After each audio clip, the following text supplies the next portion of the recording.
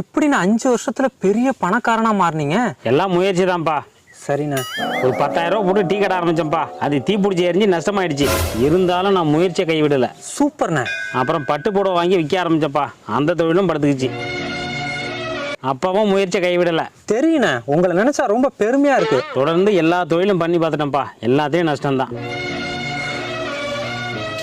அப்புறம் என்னன்னு ஆச்சு? அந்த நேரம் தான் எங்கள் மாமனார் இறந்துட்டாருப்பா. அடச்சே, ஒரு மனுஷனுக்கு இவ்வளவு கஷ்டமா? அது ஒன்றும் கஷ்டம் இல்லைப்பா.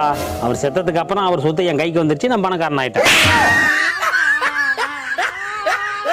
எருமை தெரியாம கிணத்துல விழுந்துச்சான். நான் தான் தள்ளி விட்டேன்னு எறும்பு பெருமைப்பட்டுச்சான். என்னடா முறைக்கிற? தம்பி, உனக்கும் மாமனார் இருக்காரு. முயற்சி மட்டும் கைவிடாத. நடக்கிறதெல்லாம் நல்லதா நடக்கும். முயற்சி முயற்சின்னு சொல்லி இவன் தான் மாமனார் மூச்சை நிறுத்திருக்காங்க.